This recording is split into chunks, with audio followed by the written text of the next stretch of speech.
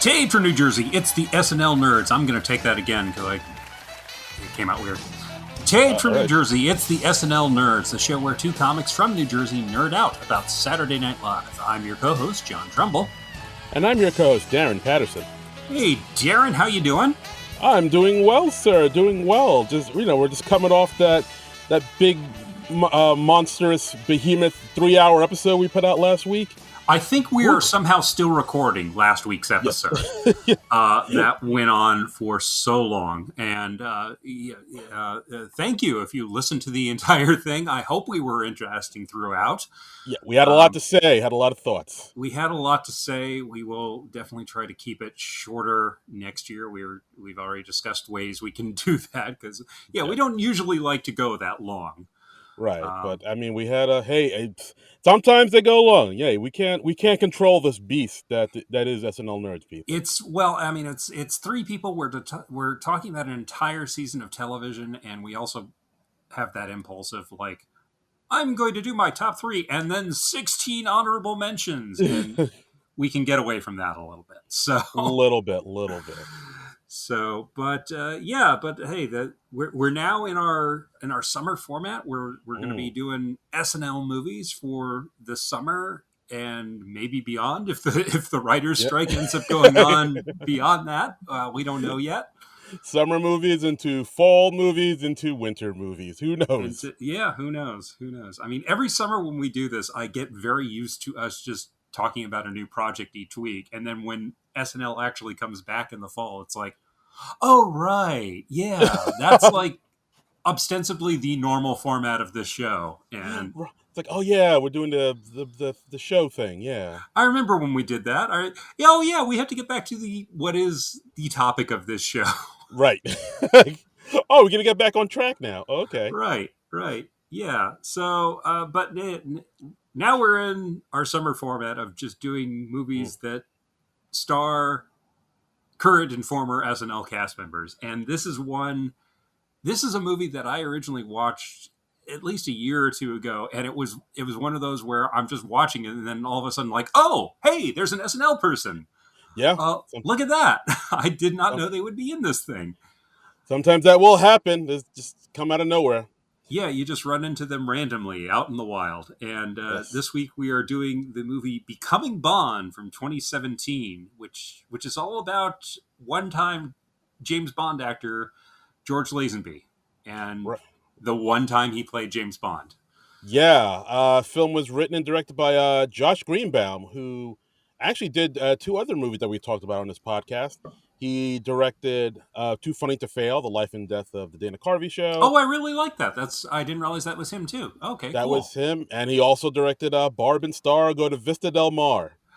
Oh, yeah, probably one of our most divisive episodes ever. Usually we agree more than we disagree, and that is probably the one where we've disagreed on the most. it was very Siskel and Ebert. It was, ooh. Yeah, but that was kind of fun. And he's actually also directing the upcoming movie Strays with Will Ferrell and Will Forte and Jamie Foxx too. You just sent me the trailer for that one, and I watched that, and it's an animated movie where they're doing voice roles. No, it's like not an animated movie. Well, it's live action. A lot of CGI animals. Yeah, I think it's mostly live action, but yeah, like Will Ferrell voices the dog, and Jamie Foxx's voices the dog, and they're like stray dogs, and I think Will Forte plays like the abusive owner of one of the dogs, so the dogs try to get back at him. But it sounds cutesy, but it's also like rated R, so the dog's gonna be cursing and stuff. Oh well, okay, that's right. So that's right. So yeah, this movie it's about like a very interesting, I don't know if I want to say footnote in movie history, but I mean, it's a very interesting backstory. And I asked you yesterday after we agreed that we were going to do this movie, I was like, oh, by the way, have you ever seen On Her Majesty's Secret Service, which is the movie where George Lazenby plays James Bond? And you said, no, I have not. Yeah, I'll admit right off the rip, like I'm more of a casual James Bond fan. Like I'm not. I mean, you're way more of a James Bond fan than I am, but like I'm one of those people who's like I I know the lore of James Bond. I know, I know like the little things of him, like Moneypenny and Q, and Hmm. how shaken not stirred, Martini. Like I know the basics, like Right. but as far as getting kind of deep into the weeds of the whole background of James Bond, I don't know that much. Like I haven't seen a good. I've seen a few of the Sean Connery ones. I think maybe one of the Roger Moore ones. I've seen probably more of the Daniel Craig one, just because they're Hmm. more recent. But like all Right. the other stuff in the past, like I really haven't checked out that much. So I you will didn't admit. like go see them as a kid with your dad or anything like that. That wasn't like. Yeah, no. Like I remember, yeah, my dad. I don't think my dad was in James Bond that much either, so he didn't really take me. It's like I think the closest I almost came to seeing it was I remember like during camp, like they took us when I was a kid. I think they took everybody to see the movies one day, and like I think our choices were either to see what was like it was like the late '80s, and we could either see La Bamba or whatever James Bond movie was coming out around the It time would La have been Bamba Living came out. Daylights because I think La Yes, Bamba was 1987. yeah, so it was like Living Daylights. So it was like, all right, kids, you can either see Living Daylights or La Bamba. And I think I chose La Bamba just because I was like, oh, Living Daylights, that sounds, violent and dangerous. I'd rather see something fun about music. Little did I know the movie ends in a fucking plane crash, killing three of the biggest musicians at the time. So that, Yeah, not the most feel good of movies. yeah, no, just a brother screaming Richie to the heavens over his dead brother. Richie! Like, oh, this doesn't make me feel good at all. But the backstory on uh, how George Lazenby came to play James Bond and how On Her Majesty's Secret Service turned out. It's a fascinating story because just to give a little context for people who might not be Bond fans, and I am like a much more hardcore Bond fan. I've Yes. got like a box set of all the movies. I've seen all the movies multiple times. I don't. There might be a couple that I've only seen once, but um, You've seen them all at least once. at least once, right? Right. Okay. And I mean, it was still Roger Moore when I was a kid, and then Timothy Dalton came in when I was like 15, and it's so much fun to follow, and it's always so fun when they select a Right. new James Bond, and I really loved Daniel Craig in the role, and Pierce it's Brosnan. Pierce Brosnan was all right. His movies weren't as good for me. I really like his first one, Goldeneye, but I'm much more of a Daniel Craig guy personally. Okay. So Um, is he your favorite out of all the Bonds, or I guess? I would say my favorite is still Sean Connery, but Daniel Right. Craig is way up there, and I like Hmm, George Lazenby too. okay. But when the Bond series started in the 1960s, it was a genuine phenomenon. It was like the Star Wars of its day. Like Wow. lines around the block, and Sean Connery, he did 5 Bond films. He did Doctor No, From Russia with Love, Goldfinger, Thunderball, and You Only Live Twice. And he just became more and more identified with the role with each one. And like the ad campaign for You Only Live Twice was literally built around the tagline Sean Connery is James Bond. Wow. And so but he got very fed up with the series because these would take months and months to shoot, and they were releasing like one Bond film a year. It was like Mm. 62, 63, 64, 65. Oh Or no, wow. wait, they skipped a year or two in there. Like, yeah, because You Only Live Twice came out in 67. But anyway, they were coming out very, very quickly. It wasn't like today Okay. where we've got like 3, 4 years between movies. Right. Um, and I don't think he was getting like raises as time went on, and he certainly wasn't getting like a cut of the profits. Oh So shit. All right. he had so Connery had problems with the producers.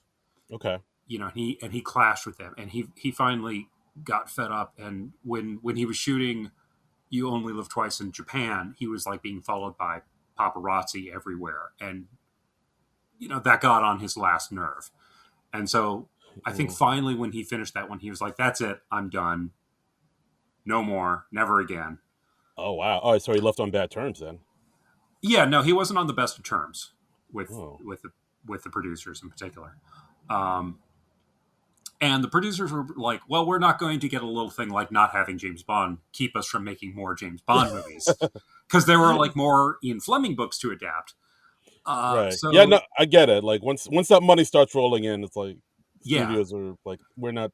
No, this keeps going forever. exactly. It was this huge franchise.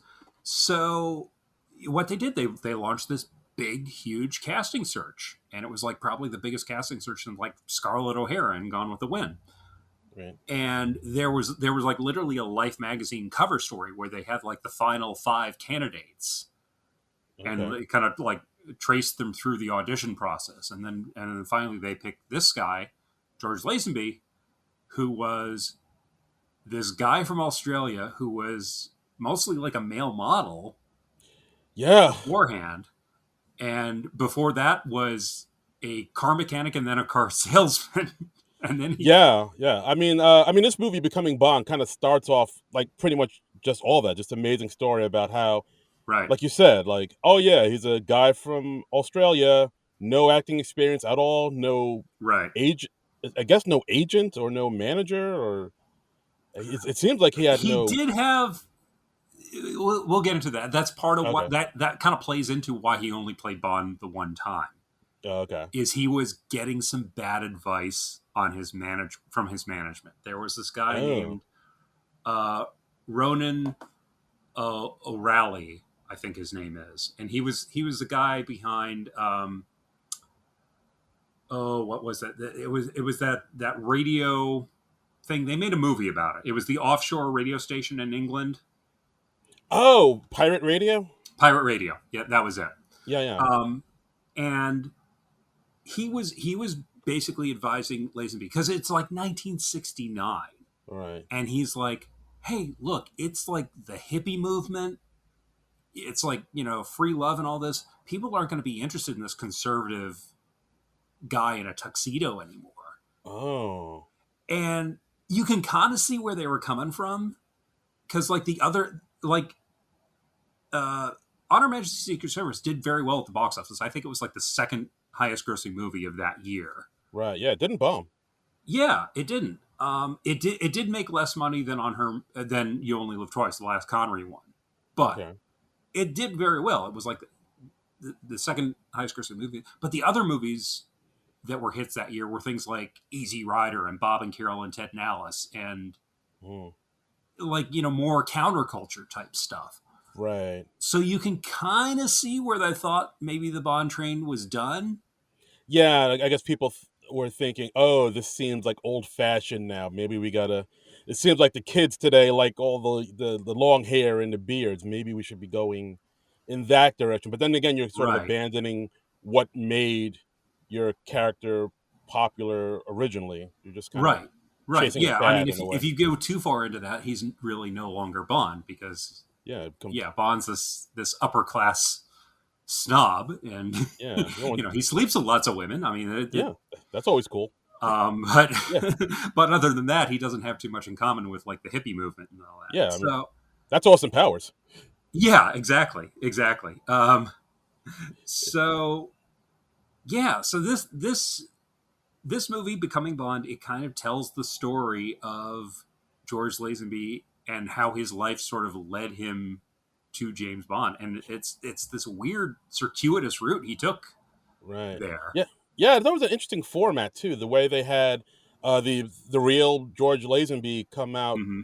and like him telling a story, and then they kind of cut to sort of like a recreation of his Yeah, life and whatnot. Like yeah, that was interesting. they do like reenactments of his stories, and it's sort of like it's almost like drunk history in a way Yes. because at Very. times you see the guy playing young George Lazenby, he's like mouthing along to what present day George Lazenby is saying.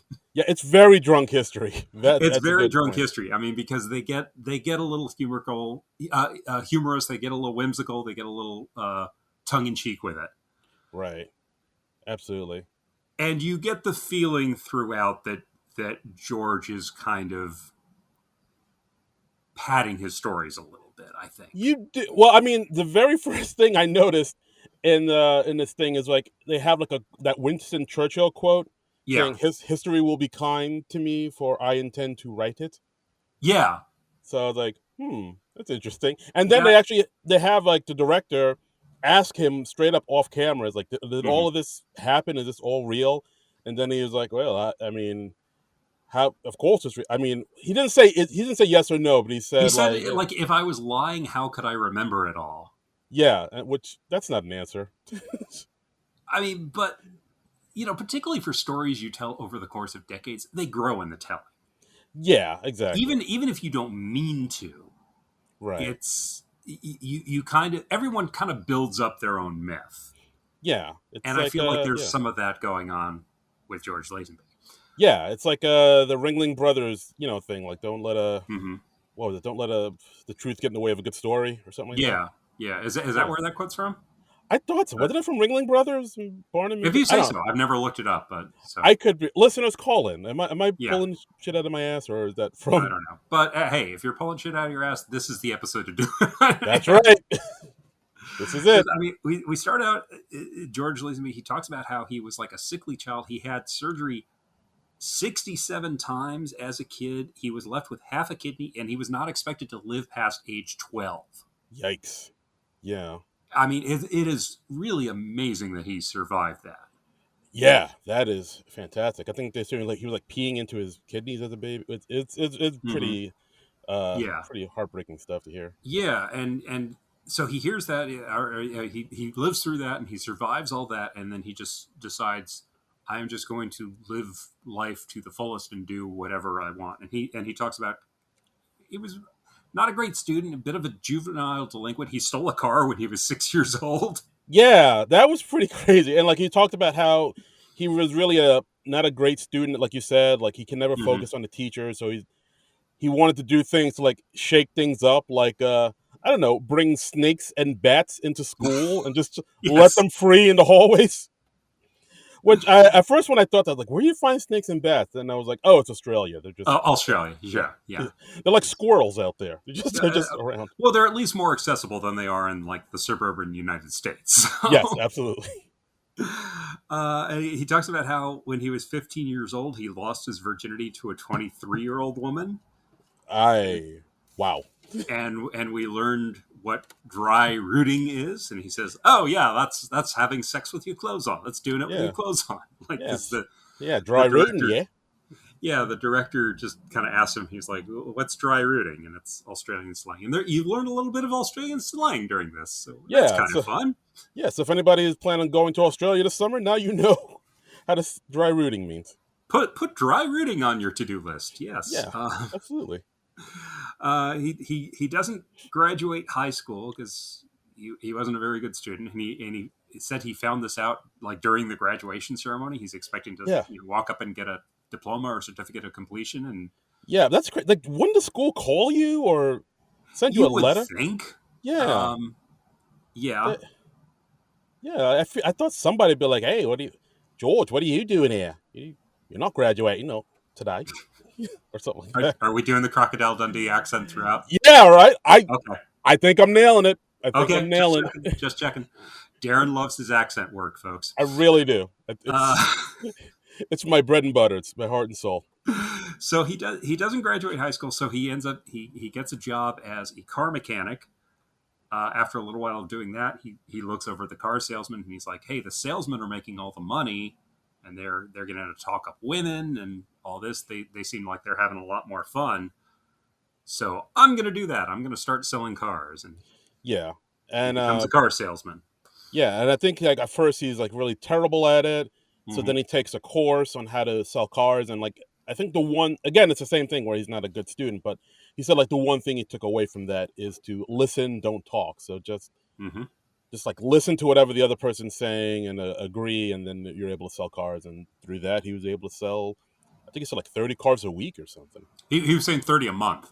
A month. Oh, okay, a Yeah, week which would. would average out to about one a day. Which Okay, that's pretty good from what I yeah, understand.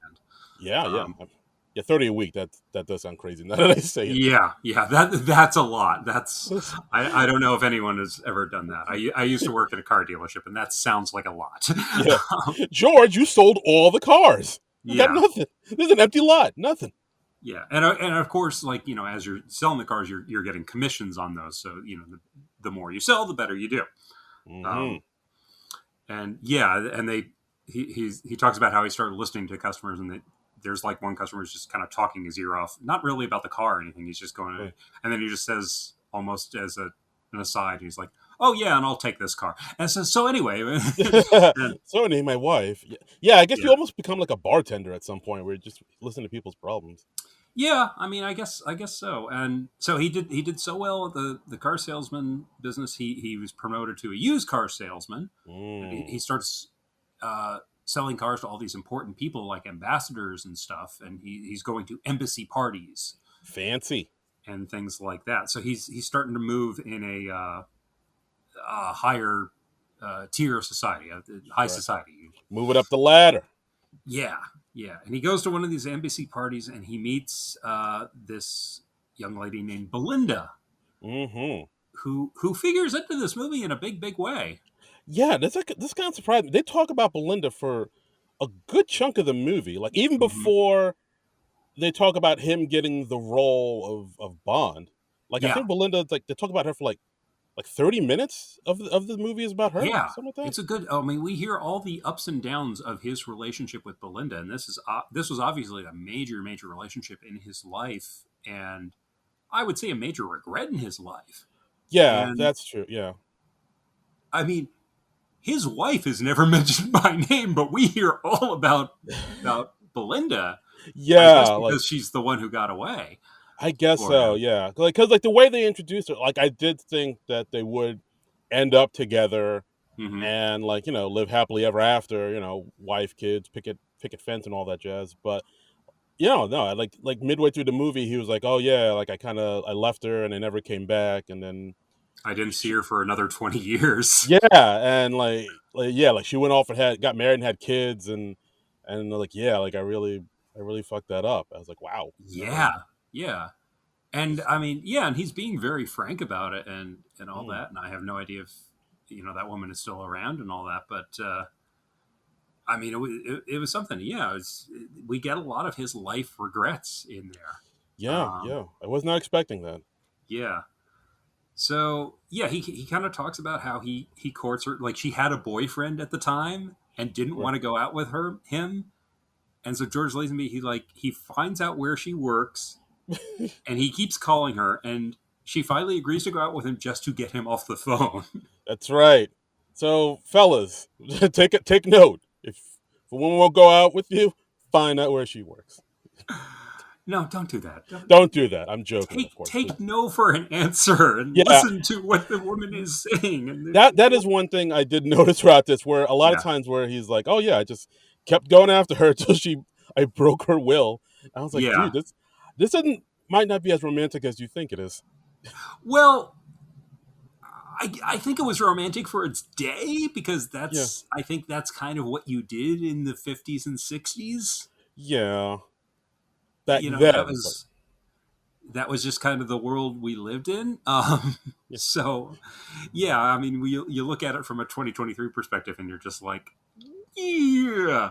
And So then, yeah, yeah, and he said that like Belinda was trying to call him back to break the date, and he like literally told people like, if she calls, I am not here yeah. because he knew if he spoke to her, she would actually break the date, and he didn't want That's that to happen. That's right. You can't break the date if you're not there. Haha. To have Yeah, which I mean, on one hand, kind of crafty. On one hand, it's like, okay, oh, George. all right, man. um, he talks about going to pick up Belinda for their first date. Her brother jumps him in the front yard at the house, As you do. as you do. Some people greet you with a handshake. Other people tackle you to the front lawn. And he goes into the house and he discovers that her father knows the Prime Minister of Australia, who's just like sitting there chilling out in their living room. Yeah, yeah. We find out that Belinda comes from money. Yeah, and Yeah, her dad knows the prime minister. yeah, and George is so young and naive at first. He thinks he's just a dude who looks like the prime minister, and then he's like, "Oh, you have the same name as the prime minister too. That's a weird coincidence." Yeah, he doesn't put two and two together till a little bit later. Yeah, yeah. And then it is kind of funny that, George is telling a lot of these stories in the context of, well, this is how young and naive and stupid I was. Right. So, there is a bit of that distance that age gives you. Absolutely. Um, so Yeah, let's and see. then they also, as they go out, like he takes her swimming on a first date, Mhm. which Yeah, I but then she actually goes, like they go by the river, but then she actually goes into the river going swimming, but then he kind of realizes, oh, I didn't know like you'd actually want to go swimming. I just kind of wanted to take you out here to make out and stuff. I believe, right? yeah, yeah. She kind of called his bluff. It seemed like, and they're Yeah, a just little bit. they're just going swimming in their underwear, and I guess he was using the swimming as a pretext to get something Yeah, to get something get going. something going sexually. Um, Mm. grr. but yeah, but Belinda seems to come around and like him, and they start going out, and she becomes his girlfriend. Um, Much to her father's chagrin. yeah, and because her father does not approve of this, he sends Belinda to England, and then George, he actually gets on a ship, a sailing ship, to follow her to England because they Right. were going to be separated for like 3 months, I think he said. Something like that. But yeah, but then like she starts writing him every day, like she's out there, but then Hmm. the more she's out there, the fewer or more infrequent the letters get, to one day she Right. doesn't, he doesn't get a letter at all. So that's when he's He was like, all getting right. like 5 letters a day, then four, then three, and then Right. yeah, gradually none at all. Then he's like, oh, what's this all about? Yeah, yeah. Um, and then he follows her to England. He can't really find her when he gets to England. He goes to her place and she's not there, and he's kind of waiting around, and he ends up getting like a little hole in the wall room. Right, Uh, right. And then like he goes into a bar just to drink away his troubles, and then I think he said one of his old friends from back home is like, oh yes, I saw in a bar right down the street. mm-hmm.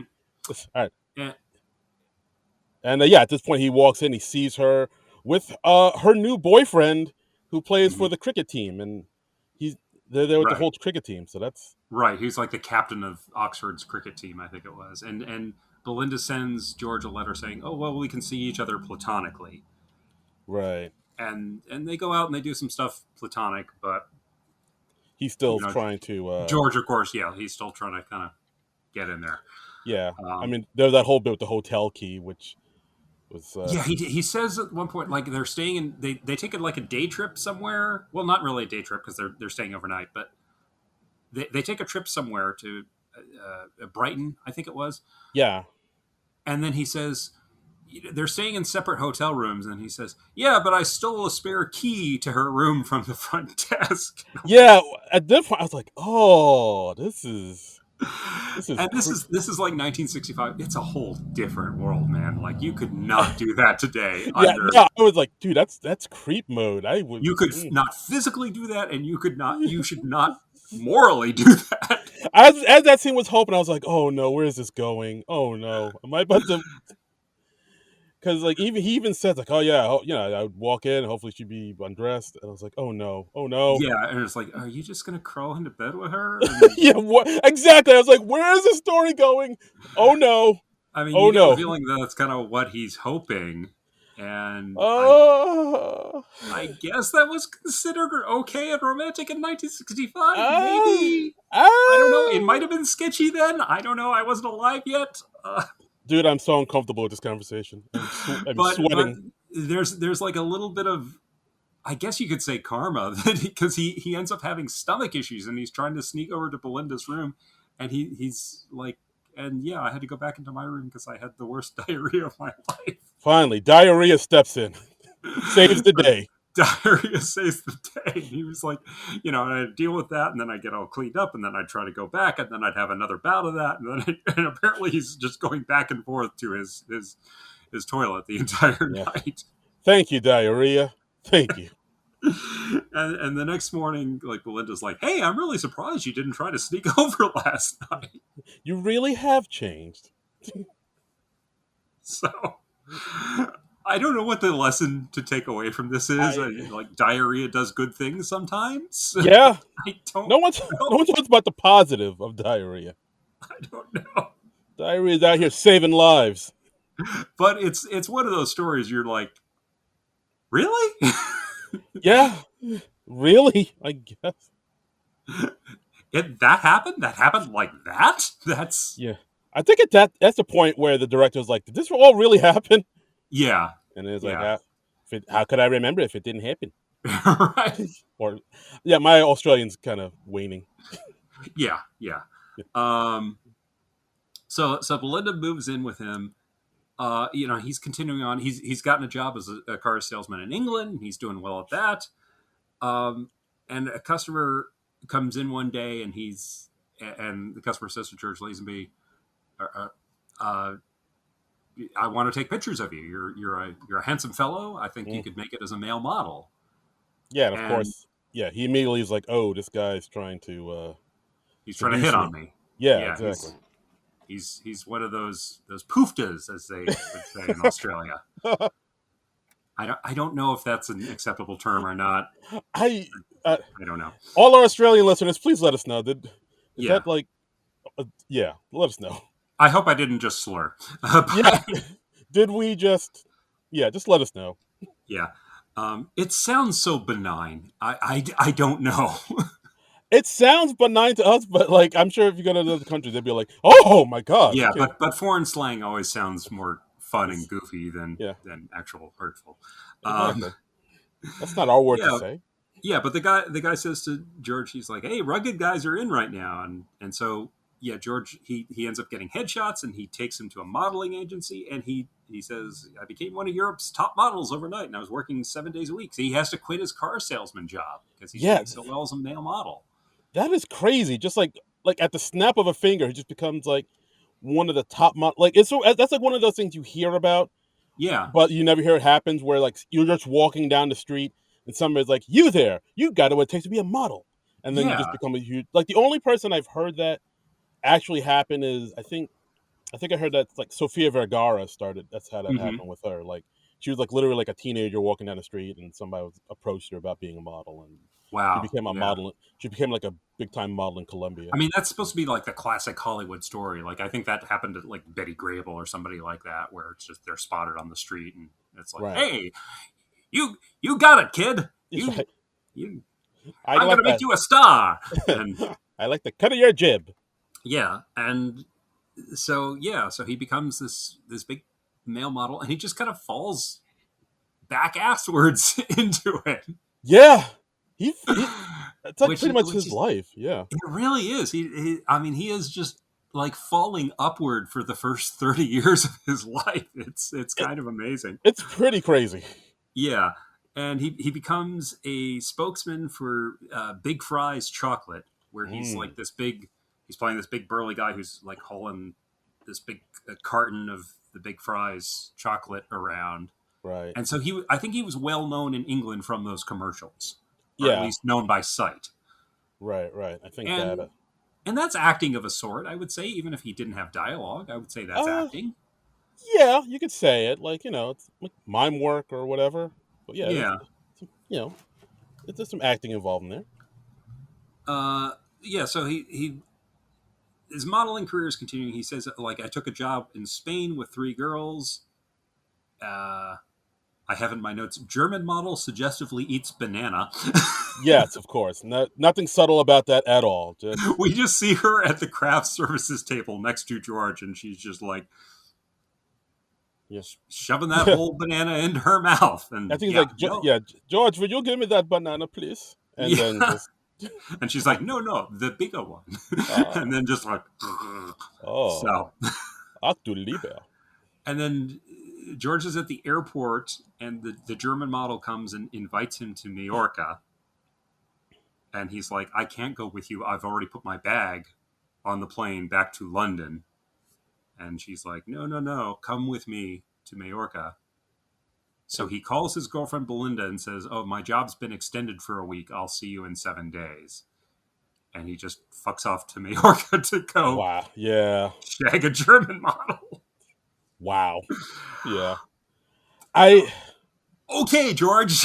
Yeah, Yeah. I mean it sucks because like we spent all this time of him like, chasing after Belinda, this unrequited love, and then Yeah. he finally gets it, and then later on he's some German model shakes her tush and he's like, "All right, well, goodbye." And he just goes Yeah. after it. It's like, I but mean, then again, he that's was like super young and young people do dumb he, shit. young people do stupid things, and it was the '60s, and yeah, Yeah. that Yeah. was much more common, I would say. And then Yeah. like as soon as he gets back home, he says like Belinda knew that I cheated on her, and Yeah. that That was was that. it. So yeah, he fucked that one up. Oh, He fucked that yes. one up, and He certainly did. you get the feeling from the regret that he talks about this with that he would not do the same thing again. Yeah, it's pretty messed up, but it's just, I'll just chalk it up to just being young and dumb and just doing dumb shit, and it's just like, Yeah, well, it's unfortunate. yeah. So okay, so then the movie like cuts to 1968. It's like 3 years later.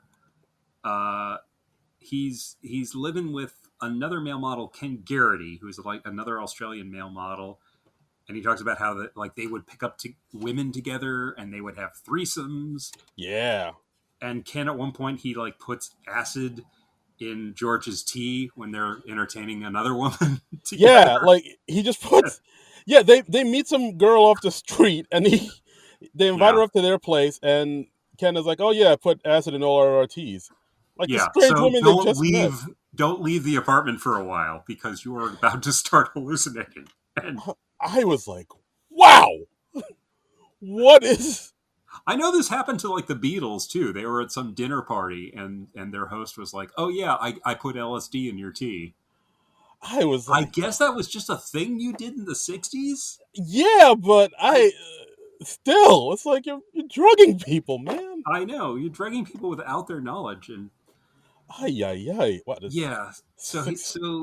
Yeah, he has this trip, and then he and the woman wake up the next morning, and then he says, "Yeah," and we walked to the bus stop, and we thought we'd gotten dressed, but we just took a pile of our clothes and had them under our arm. We were both walking to the bus stop naked, Holding your clothes. holding Holding their them. clothes, Not wearing. not Holding. wearing, holding, just carrying your clothes. Yeah. That's like wearing clothes, right? Kinda. They're there. So, yeah. Um, yeah. So about this time, he meets this woman, an agent by the name of Maggie Abbott, and Maggie Abbott, played by Jane Seymour, I did not see that coming. which is really amazing because Jane Seymour was a Bond girl. James Seymour is the leading Ah. lady in Roger Moore's first Bond movie, uh, Live and Let Die. Oh, wow. I did not know that. Yeah, she plays Solitaire, who was like the fortune teller. Uh, Solitaire. That's cool. yeah, yeah, because she had like tarot cards and she was like Uh, telling uh, people's fortunes oh. through the tarot cards. Oh, clever. Yeah, I mean, like, Yeah. usually Bond girls are named like something sexually suggestive. That's why, like, Hmm. Solitaire. I was like, oh, that's not what I expected. I expected, like, uh, bushy sex legs or something. Yes. But Yes. Bushy Solitaire. McSex legs. I don't I don't know, man. Hey, I'm Yeah, just like thinking off. they're named like like Holly Goodhead or Pussy Galore or Exactly. Rebecca Exceptional Fellatio. That's That's I think you made that last one up. no. She's a real Bond girl. She's a real Bond girl. Okay, Yeah, I'll no, take your trust me word on this. for it. Um, so yeah, she starts like he meets Maggie when his friend and roommate Ken. He's like, "Hey, I'm double booked. I've got a date with another bird, and I've got to. Can you take her to this premiere?" And so he strikes up this friendship, I guess, relationship with Maggie. He doesn't really say if they were romantic or not, but Yeah, they don't. They're kind of vague on it, but like I think, mhm. yeah, like he took her to this concert, and like the Beatles were there in the concert, and like she The knows the Rolling Beatles, and she Stones, knows the and Rolling yeah, Stones, so he felt like, oh, well, I'm in high society. I'm in the big time now. Yeah, I'm in the big time. and he says like I went back to Paris because he's like living in Paris at this point. This is the first we hear that he's now living in Paris. Yeah, that came out of nowhere too. I was like, whoa, what happened to? I'm like, All right. when did you move to Paris? Maybe tell us that you moved to Paris at some point. But I guess this is how we find out. Yeah. And then, yeah, and then Maggie calls him about a film she wants him to try out for her, and she's like, I don't want to say what it is over the phone. Right. And we are now like 50 minutes into this picture, and we are just now getting to how he got cast as James Again, Bond. something else I wrote down. I was like, we're just now talking about the movie's literally halfway over. Yeah, Probably more it's than half, the actually. movie's like an hour and a half, and we do not get to James Bond until like literally 15 minutes in. I was I mean, like, it's fascinating stories throughout. yeah, I mean, the but man lived a life. he did. But I was like, I mean, the Bond thing is that's like kind of the meat and potatoes of this whole film. Yeah, I mean that's why people are plunking down and plunking down Yeah, their money to check this out. But yeah, so yeah, Maggie says, I think you're right for James Bond. So he talks about how he meets Dyson Lovell, who's the casting director, right, but he's not in the union, so he like has to sneak into the audition. He has to sneak past the receptionist. right. And he also mentions how he knew where Sean Connery got his suits tailored and his haircut. Mm-hmm. So he figured he'd get his haircut just like Connery, and then he went to the tailor where Connery got his suits, and like I guess he couldn't afford a suit like Connery, but he found out there was a suit that Connery had made for him, Mm-hmm. but Connery never picked it up, so he Right. just like swiped it and bounced. Yeah. I mean, I'd always heard that story as yeah, he got a suit from the tailor, and it was something that Connery never picked up. This movie was the first place I'd ever heard. Oh no, I stole that suit, and I'm wondering Uh, if that might be an exaggeration that came in over time. But yeah, and he was like, and I already had a Rolex. So yeah, he like runs past the receptionist there when she like is ducking down to grab something from the floor or doing something like something that. else. Yeah, and the reception was like, "Hey, you can't go in there." Right. And he like Yes. runs upstairs to Harry Saltzman, who is one of the Bond producers.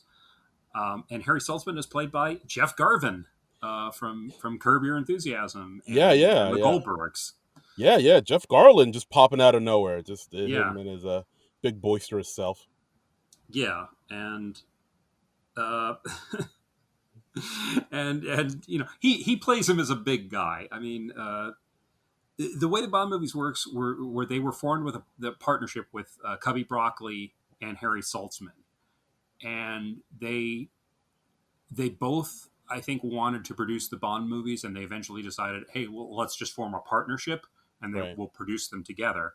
And they did that, and they would like alternate on the Bond movies as to like which one would be the primary producer right. on each one. So like Cubby would do one, then Harry would do one, and so like by the time Honor Majesty's Secret Service came around, it was Harry was kind of taking the point. Right.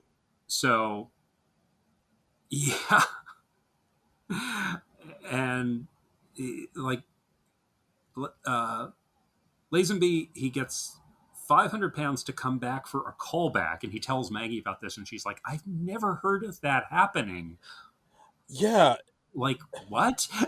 it's this thing with George where he's just has this confidence about him Mhm. that like Yeah, people automatically like react to or react positively to, where he's just right, able to get all of these things just like he said, like he didn't even graduate high school, but he just right. has like the will and the confidence and the swagger to pull off getting all of these things for him. Like, I mean, it really is a testament to how far confidence can take you. If you're a white man, I suppose. yes, Um, absolutely, yes. you know, Sky's the limit. let's be real here. Yeah, no, But like, I mean, if you're a confidence and you're self assured and you're like, yes, I belong here, and because right. like Harry Salzman at one point, he's like, well, hey, what have you done? And he's like, hey, I just told your man here all my credits. Let him tell you. Let him tell you. And he said that because he didn't want to get caught in a lie and tell Harry Right, Saltzman something different that he told the the casting director. right, absolutely. Which I mean, that's amazing. And then when he finally meets the director of On Her Majesty's Secret Service, Peter Hunt, who like comes in from like a scouting trip in Switzerland, and he finally comes clean to Peter Hunt, and he's like, I've never acted a day in my life. And Peter Hunt was like, thought that was hilarious. Yeah, And he says, you fooled two of the most ruthless men I know. Stick with me. I will make you James Bond." Jesus. And they just kind of agree to have a partnership at this point. And Peter Hunt, by the way, he was the editor on all the early Bond films, and this was his first shot as the director of the Right. Bond film. And now you haven't seen On Her Majesty's Secret Service, right?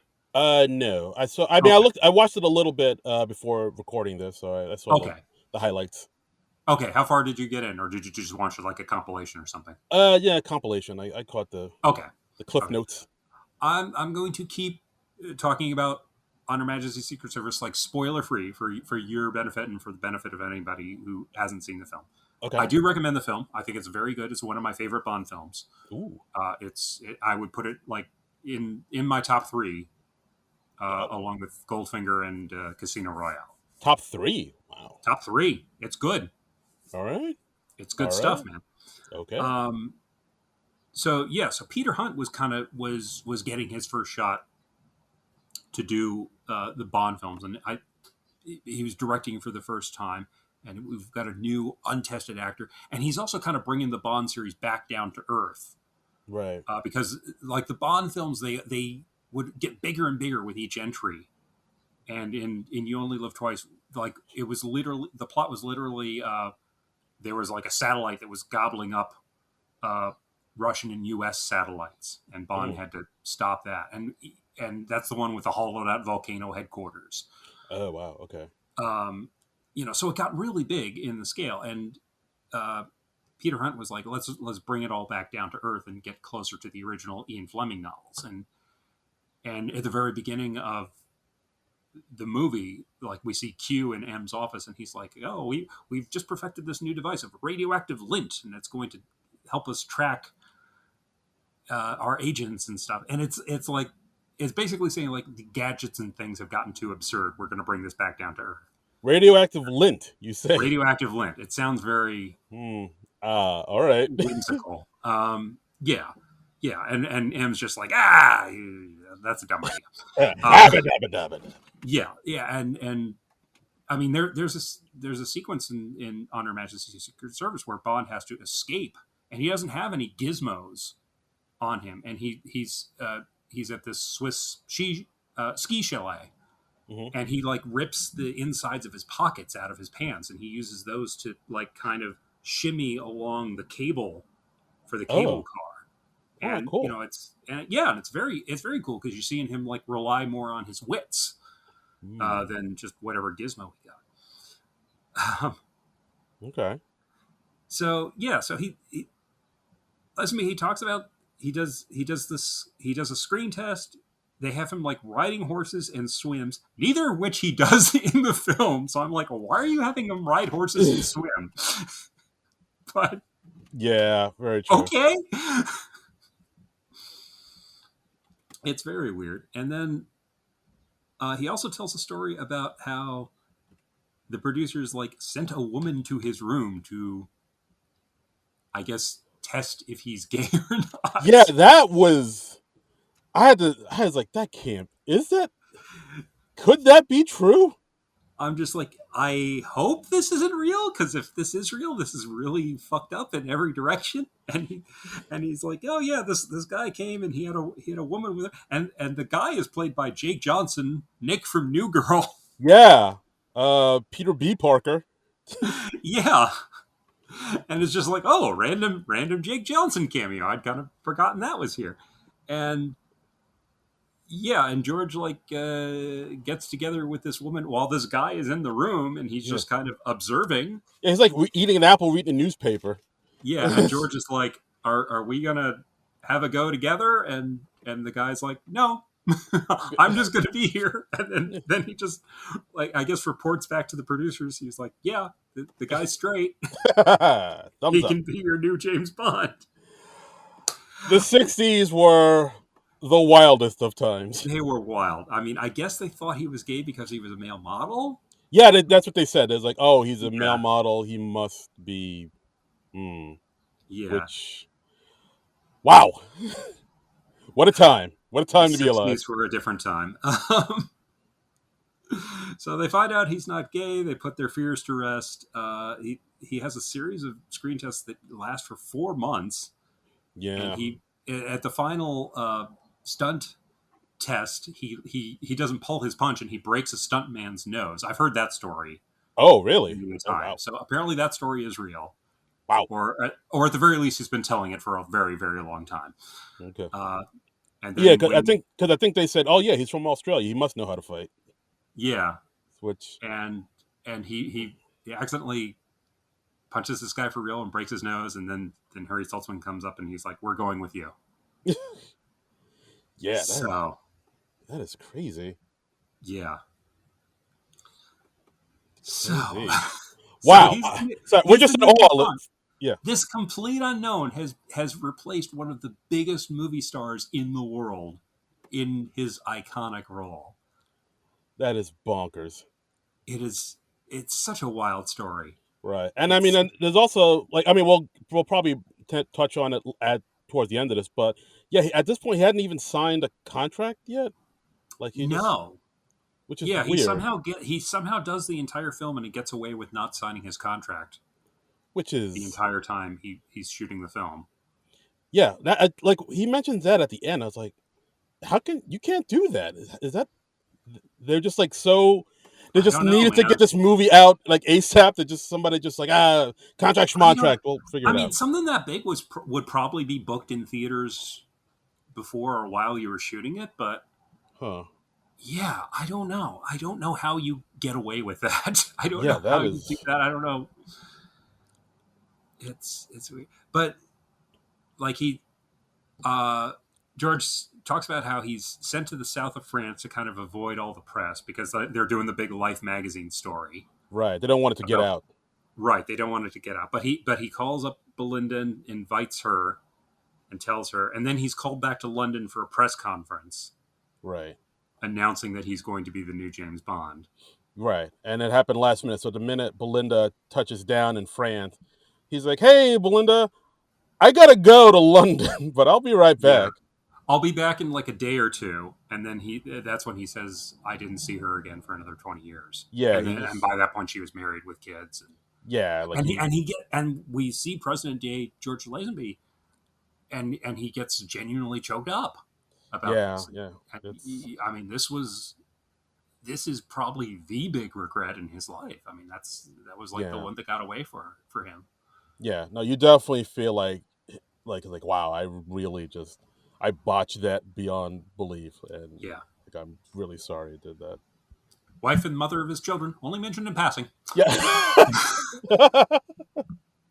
Just Yep. saying. Yep. Just saying.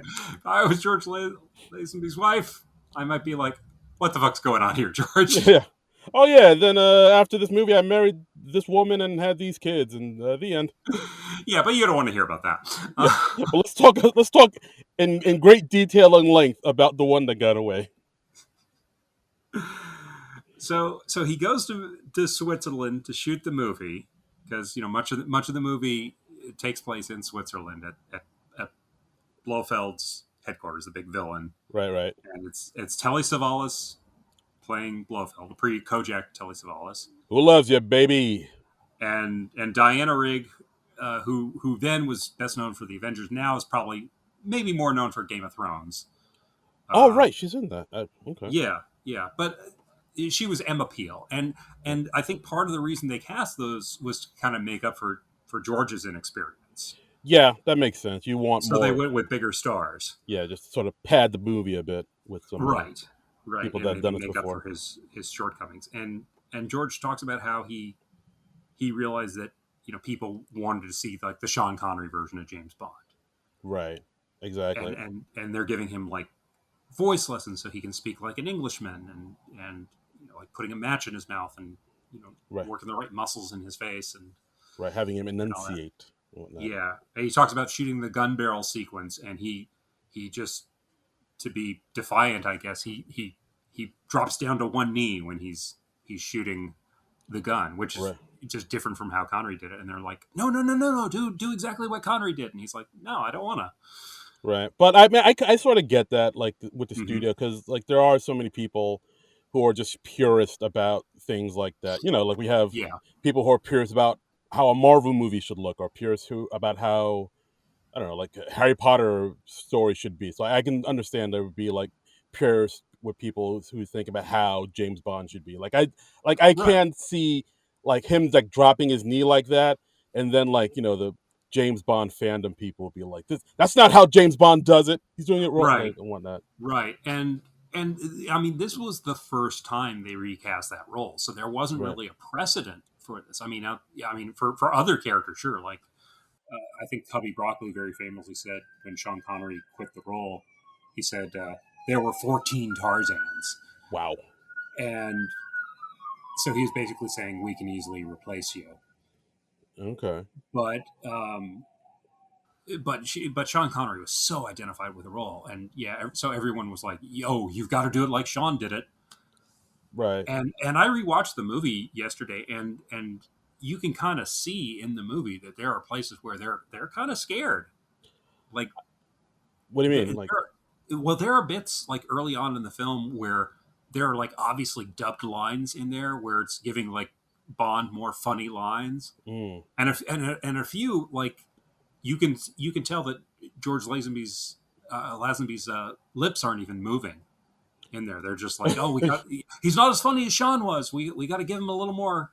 gotta pump. Yeah, We got to give him a little more sarcasm. We got gotta to put some do funny that. in this.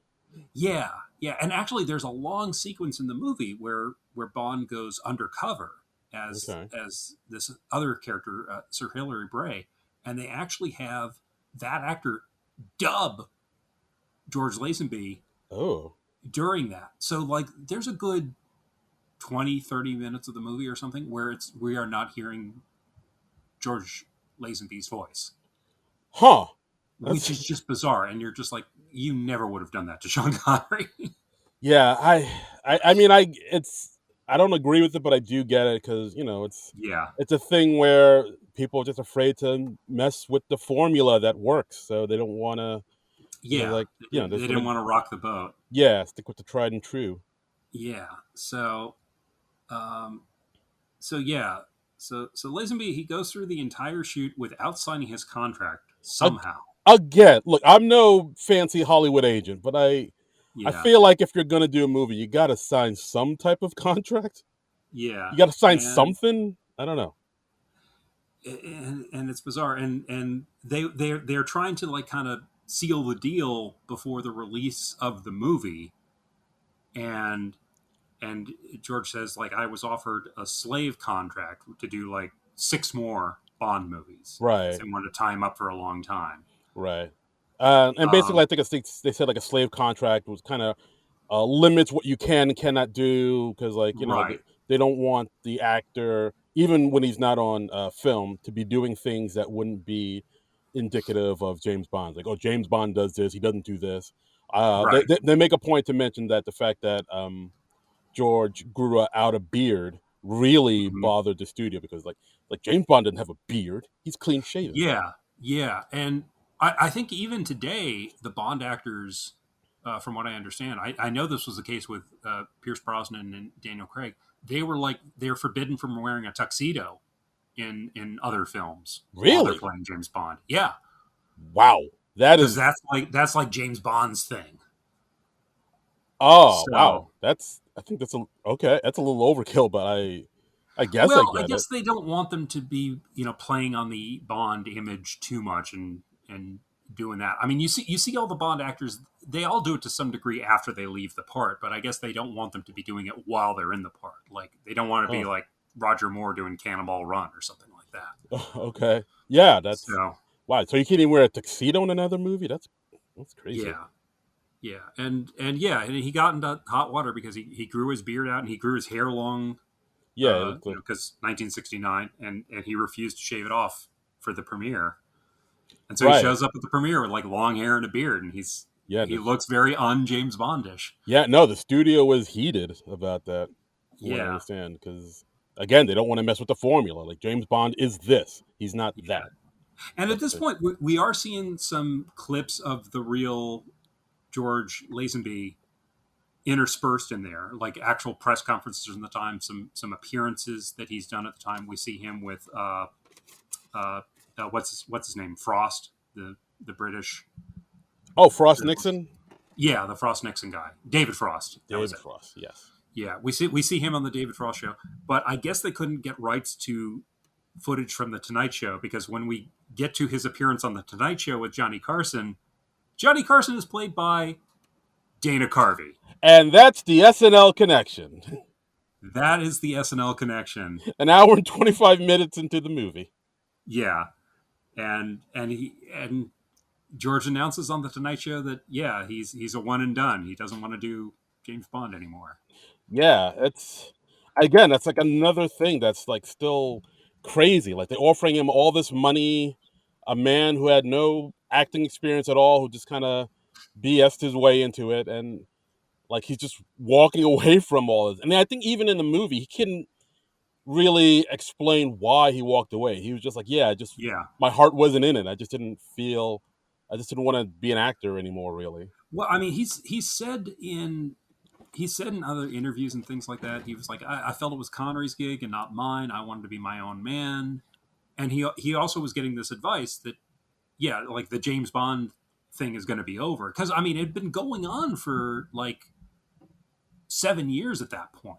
Right. So, you would naturally think, oh, yeah, this bubble is about to burst. I mean, who knew that it would go on for another 50 odd years? That makes sense. Yeah. You don't think it would be like the Fast and the Furious of its day or whatever. Yeah, I mean, you look at this now, and it's like that guy who told the Beatles, "Oh yeah, guitar groups are on the way out."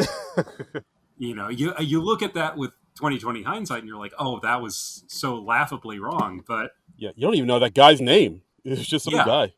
Yeah, and so he's, so George Lazenby is kind of the Pete Best of the Bond movies, because he just did the one and then he left the part. Right. Yeah. Because like I think when you think of James Bond, I mean you think of like the standouts like Connerys and Timothy Dalton's and whatnot. But yeah, George Lazenby is the one that always kind of gets goes by the wayside.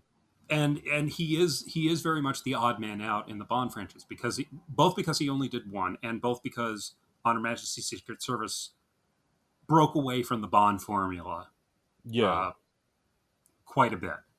Yes, absolutely. Up until that point, it does some things. If you've seen the movie, you know what I'm talking about.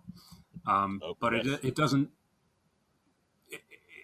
doesn't do things in the way that a typical Bond film did up until that point. Shakes things up. And apparently there are also rumors that he kind of got a big head and he started acting like a star before he actually was one. Yeah, I think he does admit that in the movie. It was like, like when he was Bond, he was, just constant women, constant drugs, constant drinking, and just, I mean, but I get it. Like when you have people taking pictures of you and all these women saying, "Oh, he's so handsome," like, how can you not get a big head? How can you not be like, "Oh, wow, I guess I'm the next big thing"? It's kind of like that Bill Murray quote about being famous. It's like when you get famous, everybody has a year or two where you act like an asshole. It's just inevitable, but you have to shake it off within that time, or else it becomes permanent. Oh wow!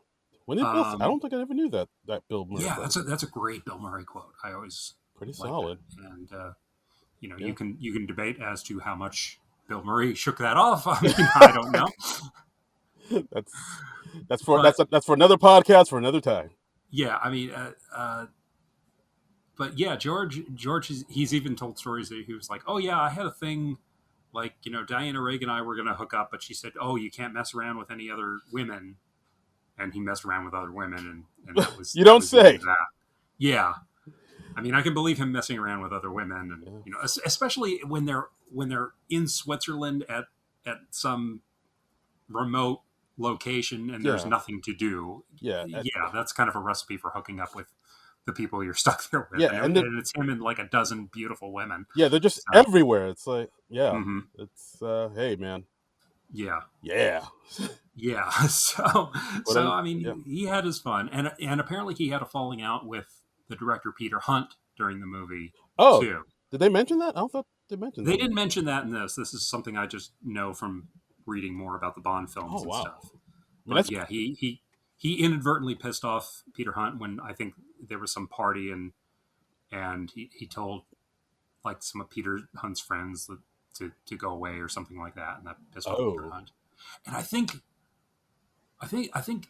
he also, I remember somebody else involved with the film saying like, "Oh, I didn't get a personal invitation to this rap party." And they're okay. like, "Well, no, George, it was on the call sheet. Everybody was invited." And he's like, "Yeah, but I'm the star of the picture."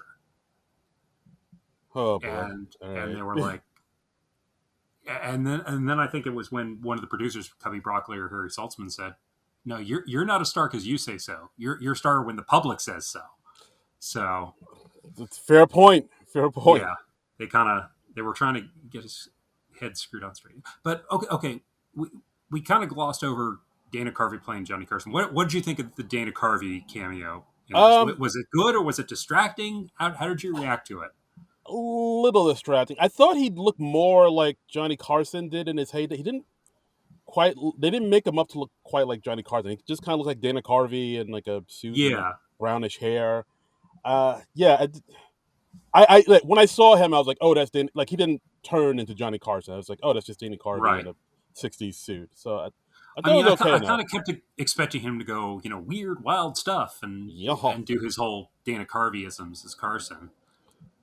Maybe they couldn't match the footage too closely, like Maybe. legally. Oh yeah, that makes sense. I didn't even think of that. Yeah, But or but yeah, maybe maybe I know like some old Tonight shows were wiped or recorded over, so maybe that footage doesn't exist anymore. I don't know, but hmm. Well, I'll look on um, YouTube. Maybe I can find this clip there. But yeah, I yeah, it'd thought be interesting to see the real clips. But yeah, but yeah, I thought. I mean, I thought Carvey did an okay job. He does. He like the Johnny Carson impression is like one of his go to. He did it forever.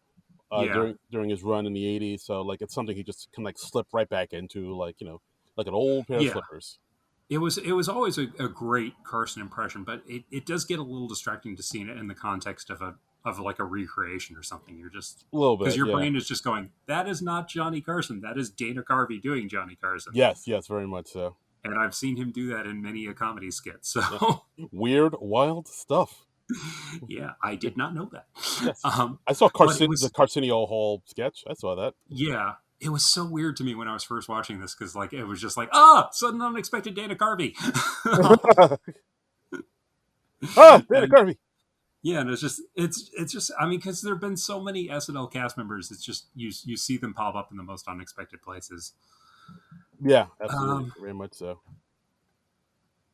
so yeah, and the film kind of glosses over his life after he leaves the Bond role. It doesn't really get into that. Yeah, I mean And they do talk about how he kind of got blacklisted after because he just kind of, I guess he made it official on the Carson show that he wasn't coming back, which right, that can't make the studio happy. So like he kind of well, it also just makes it really really tough to promote the film because you have this brand new actor oh in yeah, there and he's not going to go on. So you're not going to throw a lot of money into George Lazenby as the new James Bond.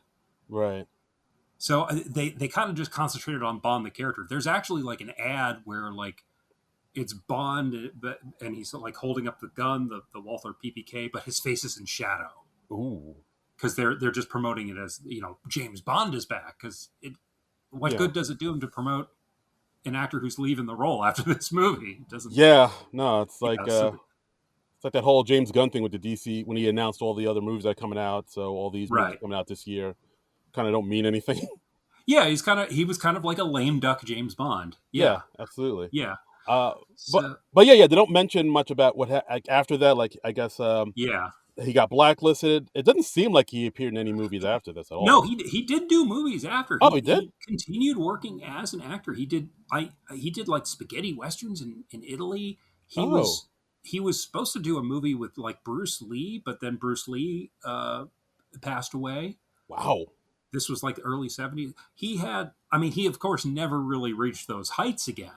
He Right. was never a star in a picture, but and he did a few odd roles here and there that kind of played off the James Bond image. Mm-hmm. There was there was a reunion movie in the early 80s. I posted this on the SNL Nerds Twitter account uh, on Sunday. and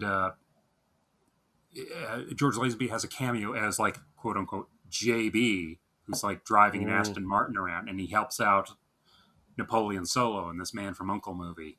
Oh. And they, Wink. you know, they kind of like, do the knowing nod to each other, and the woman even says like, "Oh, it's just like on Her Majesty's Secret Service," and, Oh. and he's like in a tux and the whole thing, and he did another episode of like the 1980s Alfred Hitchcock Presents where he's playing like a James Bond type role, Wow. and Okay. yeah, and they literally he says like, my name's Honk James Honk, like background noise is.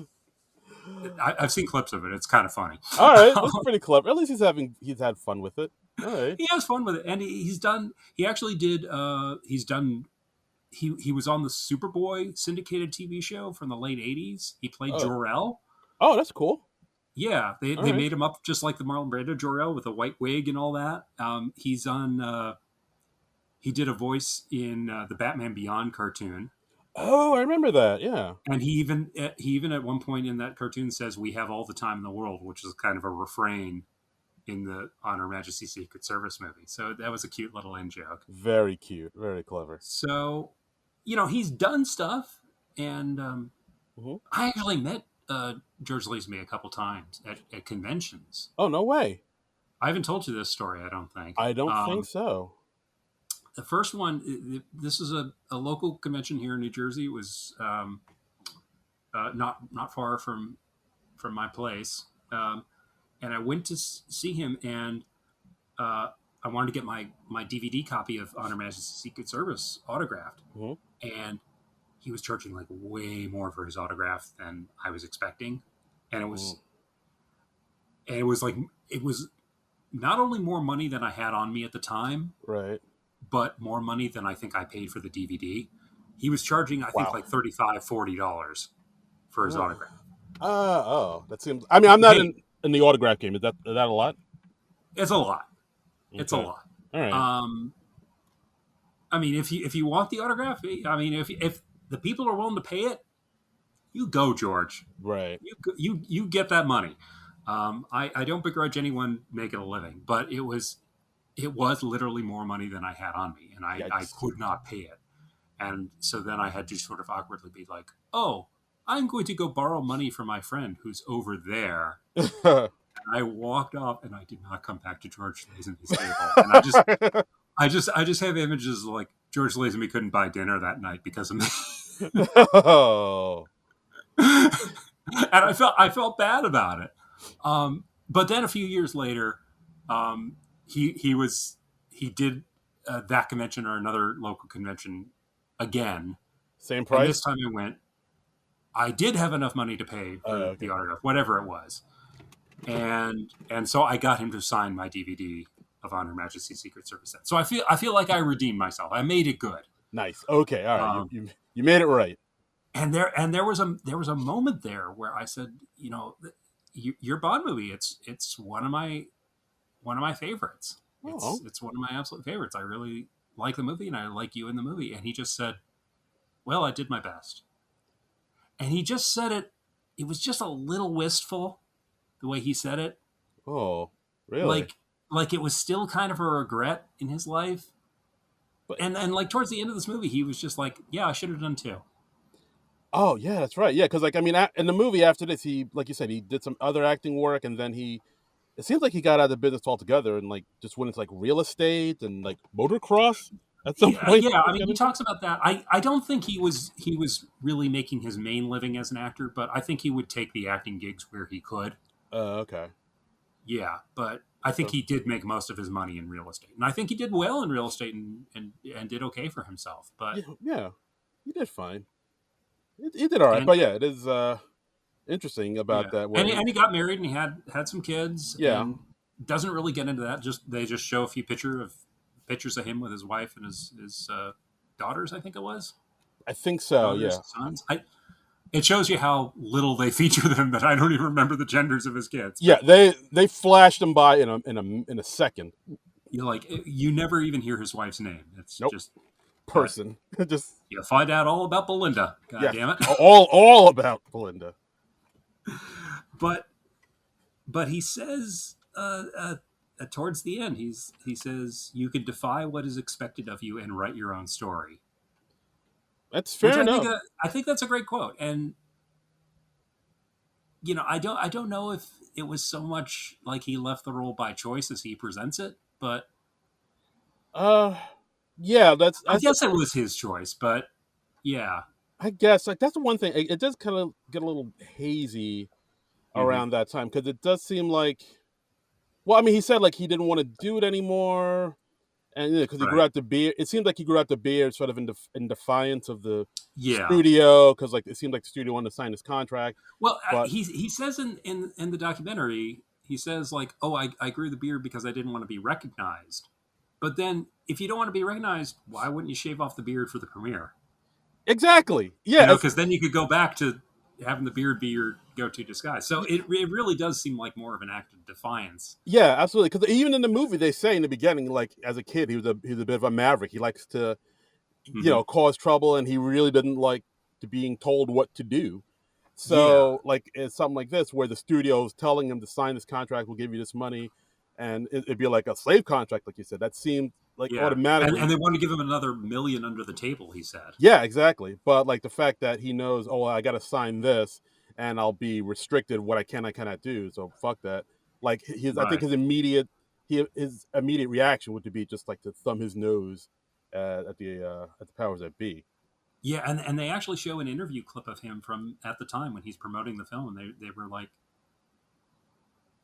if you had to choose, would you be Bond again or would you go back to being a car salesman? And he says, I would go back to being a car salesman. Yeah, see, and the studio probably saw that and were like, "Well, fuck this guy. We ain't giving him any money." Yeah, well, yeah, and I think when somebody gets labeled as a troublemaker or ungrateful or whatever, yeah, people don't want to work with you Yeah, like I think that happened again. with and Knocked Up. I forget her name. Oh, Katherine Heigl. Katherine Heigl. Yeah, she got kind of that labeled hit on her, Yeah, and that kind of she kind of criticized the film a few years later, yeah, like and like Jared Leto gets kind of labeled that too, where he's like difficult to work yeah. with and whatnot. I mean, it happens. Even like they had a clip of Diana Riggs kind of bad mouthing him a little bit in an interview. Yeah, and she was like, "Oh yeah, he kind of made his own bed."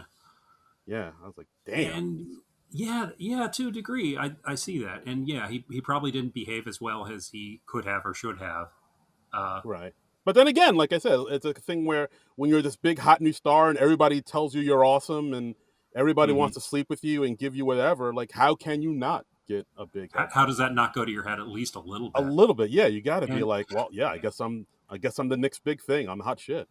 it's so funny that supreme confidence he had both got him the role and lost him the role Yes, exact. Wow. Yeah, because he was just so self assured. yeah, And I'm sure he thought at the time, well, hey, I'm a star now. I'm going to go on and do my own thing and make my own movies and be a star in my own right, and I'll be as big as Sean Connery. yeah. And then the studio was like, nope. And no, you won't either, Yes, because we are not going to give you any opportunities to on the scale of James yeah. Bond. Flew too So close to the yeah, sun. it really is. Yeah, it's like his pride was both got him to where he was, but it was also his downfall too in a Yeah, way. it's pretty fascinating actually. But if he didn't want that, I guess he's better off. I guess, yeah. I mean, sometimes Yeah, people don't want fame and tons of money. They just want to, their own little thing and enough money to survive and live and yeah, do their own thing. Fame's not for everybody. I don't know. yeah. What He didn't seem like he was an unhappy guy. He just seemed like this nice old bloke who yeah, tells lots of fun stories about his wild and crazy youth. And yeah, pretty much. He was like a bloke you see down at the pub. yeah, I mean, if nothing else, he is a good storyteller. Yes, absolutely. And it's like I don't know how much of this is bullshit, but I'm enjoying hearing it. Yeah, that's like I kind of went into this whole thing listening into. It's like, all right, this is entertaining. I'm not gonna take it all as fact, but from what I'm Yeah. hearing, I do enjoy it. What did you think of the reenactments, the stuff? Um, Did those work for you? hmm. I think so. Yeah, I think some of them were pretty good. Yeah. Some of them were a little, like I said, with the Dana Carvey was like, I don't know about this, but for the most part, Yeah. that was an interesting way to present and tell the story. I mean, the guy playing young George Lazenby, he doesn't look too much like him. No, not at all. He's certainly not as handsome as he was. I mean, they gave him the same cleft chin. That was about Yes, it. that's it. The cleft did all the work, all the heavy lifting. And it is funny, like in Drunk History, when we see them like mouthing the words that the real George Lazenby is saying. Yes, but absolutely. Yeah, sometimes they like break the fourth wall where he's talking to the camera, and somebody like says, "Who are you talking to?" type of thing. Yeah, and it is funny to see like known actors like Jane Seymour and Jeff Garlin just pop up. Yeah. Just like, oh, weird. That's funky. Yeah, it takes you out of it a little bit, but no. It does. But the Dana Carvey took me out of it more than anything. Maybe the Jeff Garlin a little bit too, but I thought about like just telling you like, oh, we should just watch this and not even tell you that Dana Carvey was in it, but just so you could experience the same surprise that I did. But yeah, but did you like the movie overall? I did. Yeah, overall, I thought it was pretty enjoyable. It talks about this one little, like I said, this footnote in James Bond history that, like, I think few people don't really know about unless you're a diehard James Bond fan. Yeah, because I mean, the movie, it doesn't get replayed to the degree that the Connery and the Roger Moore movies do. I mean, because like the Bond movies would play on TV all the freaking time. Right. Now it's like every once in a while one of the Turner stations will do a marathon, or you see them on TCM or something like that. Right. No, absolutely. And because there's just not as much of a market for movies on commercial TV anymore. But I do think his movie is really good, and I do enjoy watching it. It's because the movie takes place around Christmas time. It has become one of my go-to Christmas movies, which is fun. Christmas time is here. Yeah. On Her Majesty's. It's just not Christmas until you see James Bond kill some henchmen. That's right. And blow up a headquarters and stuff. That's how I celebrate the Yuletide. Yeah. So if you have any interest in James Bond, I would recommend seeing this movie. I would definitely recommend seeing On Her Majesty's Secret Service. I think that's definitely worth watching. Okay. All right. Cool. If you want a Bond movie that's a little off the beaten path. Nice. Okay. Cool. I will check it out. Yeah. Promise. And that's our episode, guys. Thanks for listening as always to our podcast. And we're just gonna keep on pumping these out through the summertime. Should we let the folks know what we're gonna do on the next episode? I think. We've decided and everything. Let's let them know. We're gonna let you. People want to know. Yes, Darren Patterson. All right, we're gonna let you guys know because you're such huge fans, and we want to reward our listeners. You've been good. You listened to that whole 3-hour episode last week. Yes, this is your treat. This is your reward. So next weekend, Father's Day weekend, we decided we're going to do a movie that came out a year ago called I Love My Dad with Patton Oswalt, Rachel Dratch, Lil Rel Howery, and others. Yeah, I'm looking, and I don't know too much about this movie. I know the basic premise. I watched the trailer, and it's about a dad who basically like catfishes his son. Yes, because the son doesn't want the dad, Patton Oswalt, in his life, and so Patton Oswalt pretends to be a woman online. Yeah, and is like having this romance with his son. Yeah, this online courtship to just find out what's going on in his son's life. Exactly. Sounds kind of fucked up, but I think it's going to be pretty hilarious. Which is wild. And is it based on a true story? Oh, I don't think so. It could be. I don't think so. I don't know. Well, we'll figure that out. We'll do some investigation on that, and we'll get the whole skinny. Exactly. So, so tune in next week. I Love My Dad. And I Love My Dad. Where's that streaming? I know it's streaming somewhere. That is on Hulu. It is on Hulu, as is Becoming Bond. So if you have Hulu, you can check out both of those things. And I rewatched On Her Majesty's Secret Service yesterday on Amazon Prime. It's streaming on there currently. So watch all those things. Let us know what you think, guys. And you could let us know your thoughts. Tweet at us at SNL Nerds Show.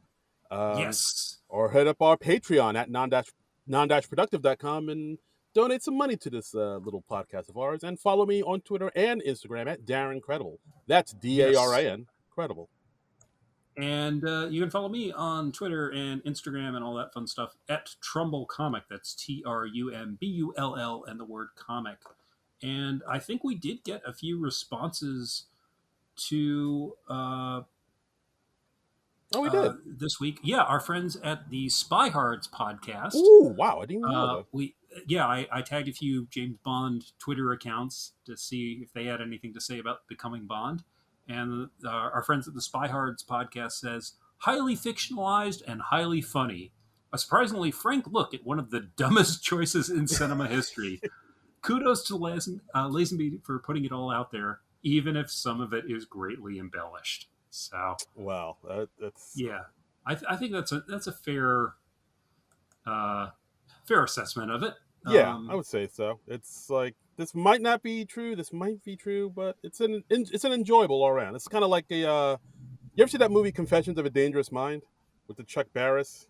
No, I know George Clooney directed it. I've always wanted to see that, but I've never gotten to see that. Yeah. I should find out where that's streaming. Yeah, I really dug it. I remember when it came out in the theaters, me really enjoying it. But yeah, I think it's like along those lines where like Chuck Barris, the host of the Gong Show, alleges that he was a spy for the government, a CIA spy, exactly. But you don't know if it's true or not. But why let the truth get in the way of a good story? Well, it's like that quote from the man who shot Liberty Valance, like, when the legend becomes truth, print the legend. Oh, that's good too. I like that. If it's a good story, it might be a little more forgiving of it being blatant lies. Just blatant. So yeah, I don't know how much of this movie was true, but I enjoyed the ride. Yes, absolutely. Fun ride. It was a fun ride, and it was an entertainment movie. And that's really all I ask for most movies. Yeah, it's just is that you entertain me and you hold my interest for however long. And I hope this podcast held your interest. Absolutely. For this long. Hope you enjoyed it, fellow listeners. And if you didn't, too bad. Yep. It's done now. TS. So we will see you next week for I Love My Dad with Patton Oswalt and Rachel Dratch. But until then, nerds out! This has been a non-productive media presentation. Executive producer Frank Hablawi. This program and many others like it on the Non-Productive Network is distributed under a Creative Commons Attribution Non-Commercial No Derivatives license. Please share it, but ask before trying to change it or sell it. For more information, visit non-productive.com.